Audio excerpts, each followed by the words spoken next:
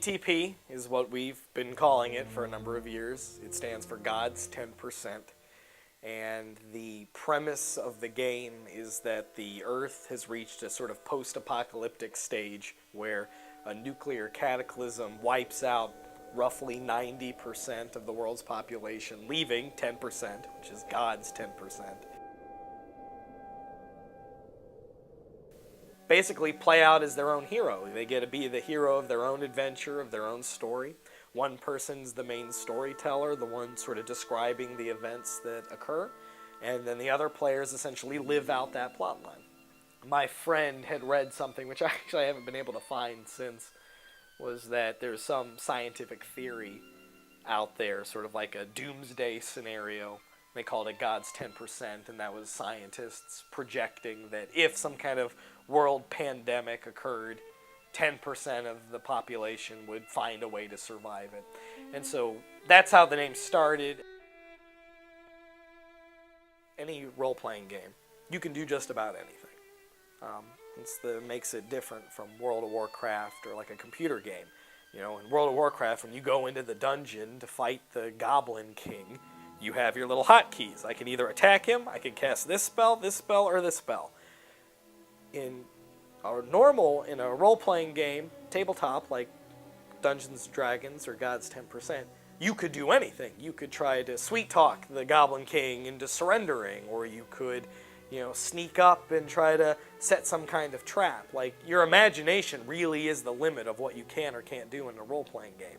Because we were trying to come up with a diceless system, where there was...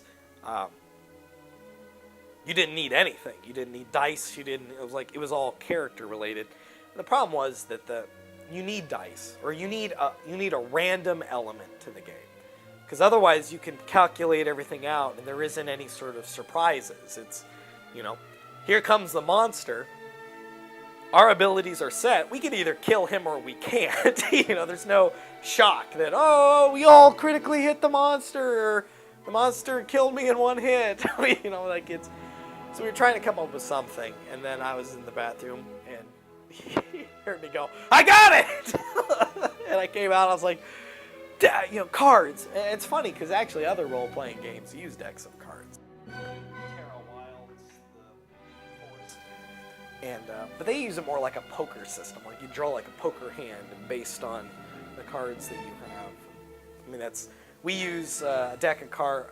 The GTP has a deck of cards, but it's not in any way used in that fashion. So the real focus for this game is a post-apocalyptic Earth where you are trying to survive. It kind of has that sort of Mad Max feel. What I think GTP has is something very unique. It has its own a setting that is fleshed out, fully allows people to immerse themselves in that. And so I guess you just have to read the book.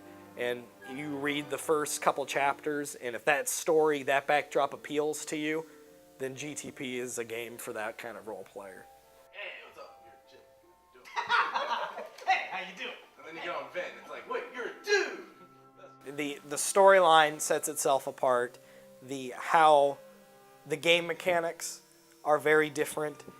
The world is covered in a blanket of radiation. You don't see it, but it's there, and it affects all living things. It's what drives some people crazy, which is called the sickness, and that's what turns them into like monster, zombie-esque people. It's basically they're driven mad by hate. It affects monsters. It's in the food you eat. It's in the everything you drink. And radiation in God's 10% is the backbone behind all of your special powers. So if you have a magi, someone who can cast spells or sort of change reality through their words, the more of their spells they use, the more radiation they get. The more radiation they get, the more they become like the things they're fighting, which are those zombies. And so the game balances the trying to defeat the bad things while not becoming the bad things in the process. The radiation will either kill you or make you awesome. So that's really the logic there. I think it's incredibly versatile, and once again, the setting is certainly very different from any other RPG game. It's very specific, but it's definitely open for interpretation. So all of that stuff together is really what makes GTP stand out.